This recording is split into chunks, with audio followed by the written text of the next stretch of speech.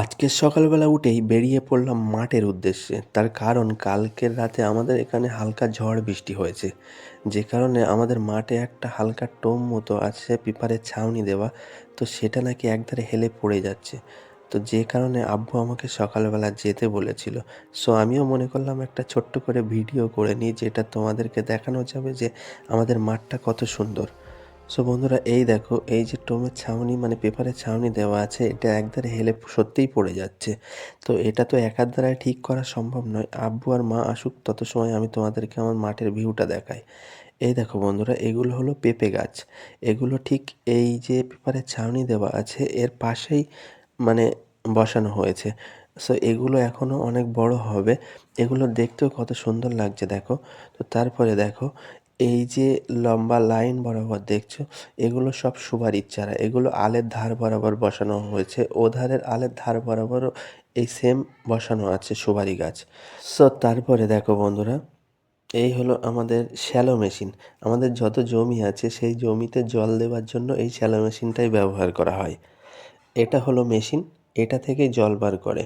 So এটা থেকে জল বার করার আগে এই যে কল টেনে টেনে এই মেশিনের মানে জল তুলতে হয়, তারপরে স্টার্ট দিলে জল বার হয়। আর এই দেখো বন্ধুরা, এই যে জমিটা তোমরা মনে করছো ফাঁকা, কিন্তু না, এইখানে পাটের চারা বোনা আছে। আমি তোমাদেরকে দেখাচ্ছি, তোমরা লক্ষ্য করো। এই যে লম্বা লম্বা জিনিসগুলো দেখতে পাচ্ছ, এগুলো কিন্তু ঘাসের ঘাস এগুলো, ঠিক আছে? আর এই যে ছোট ছোট চারা দেখতে পাচ্ছ, এগুলোই কিন্তু পাটের চারা। এই দেখো, এই যে এগুলো পাটের চারা। এই যে জমিটা, এই পুরো জমিটাই এই পাটের চারা বসানো আছে। তো চলো বন্ধুরা, এবার তোমাদেরকে আমি এর পাশের জমিটা দেখাচ্ছি। সো এই যে জমিটা, এই জমিটাতে আগে আব্বু সিম চাষ করেছিল। ওগুলো সব শেষ হয়ে গেছে, যে কারণে মরে গেছে।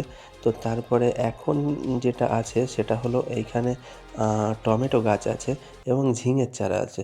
এই যে লম্বা লাইন বরাবর দেখছো, এগুলো পুরোটাই টমেটো গাছ। আর এই যে দেখো বন্ধুরা, ঝিঙে গাছগুলো সব পড়ে গেছে কালকে রাত্রে যে হালকা ঝড় হয়েছিল। আর এটা হলো বন্ধুরা কুমড়ো গাছ। আর ওই দেখো জল কতটা জমে আছে এখনও। সো বন্ধুরা, এবার তোমাদেরকে আমি একটা সুন্দর জিনিস দেখাচ্ছি। সেটা হলো আমাদের এই জমির পাশেই এক সাইডে আখ গাছ লাগানো আছে আমাদের বাড়িতে খাওয়ার জন্য।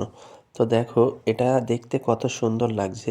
যখন মনে হয় এখান থেকে একটা আধা আখ তুলে নিয়ে চলে যায়। মাঠের মানুষও এখান থেকেই খায়। সো তারপরে দেখো, এটা হলো কলা গাছ। তো কলা গাছে একটা কাঁদি ধরেছে, সেটা তোমাদেরকে দেখাচ্ছি। এই দেখো, এই কলা গাছটায় কাঁদি ধরেছে, দেখতে কত সুন্দর লাগছে। এবার চলো বন্ধুরা, আমি তোমাদেরকে আমাদের ধান খেতে নিয়ে যাচ্ছি। সো এইখানে ধান ক্ষেত আমাদের একা না, অনেক মানুষের আছে। যেহেতু এখন পুরোটাই ধান, ওই জন্য বোঝা যাবে না। সো এই দেখো বন্ধুরা, এই যে ধানগুলো সবে ফুটছে। মানে এখন এই যে সবে ফুটছে, এগুলো কিন্তু ধান না, এগুলো এখন চিটে। এগুলো আস্তে আস্তে ধানে পরিণত হবে এবং তারপরে এটার কালার চেঞ্জ হয়ে যাবে। তারপর বোঝা যাবে যে ধান পেকে গেছে। সো দেখো, যেদিকেই দেখবে পুরোটাই ধান আর ধান, দেখতে কতটা সুন্দর লাগছে।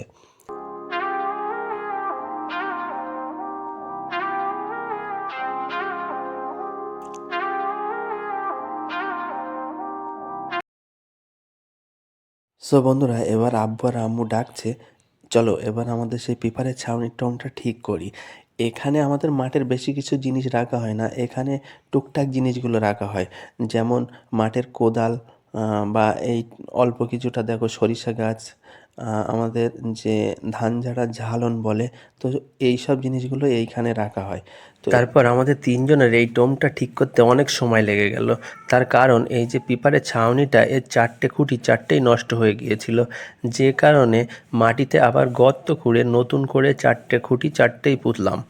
তো তাড়াতাড়ি কাজগুলো শেষ করলাম, করার পরে আমি তোমাদেরকে দেখাচ্ছি যে শেষে আমাদের সেই পিঁপারের ছাউনিটা কেমন হলো।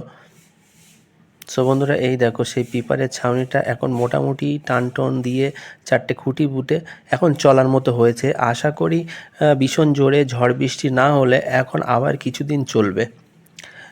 যে কোণাটা হেলে যাচ্ছিল সেটা এখন ঠিক হয়ে গেছে। এইভাবে আবার টুকটাক জিনিসপত্র রাখা যাবে। তো আমি তারপরে বাড়ি চলে আসছিলাম, তো এখানে আসতে আসতে দেখি আমার এক চাচতো ভাই আম ভাঙছে। তো এই আমগুলো এখন জড়িয়ে খেতে দারুণ লাগবে। সো আমাকেও বলছিল যে জড়িয়ে খাস, যদি নিয়ে যা আম। তো আমার ইচ্ছা ছিল না বলে আমি আর নিলাম না। তারপরে আমি সোজা বাড়ির পথে চলে আসলাম। যদি ভিডিওটি ভালো লাগে ভিডিওটি লাইক করো, চ্যানেলটি সাবস্ক্রাইব করো, আর নিচেই কমেন্টে জানিও কার কার কাঁচা আম জড়িয়ে খাওয়া পছন্দ হয়।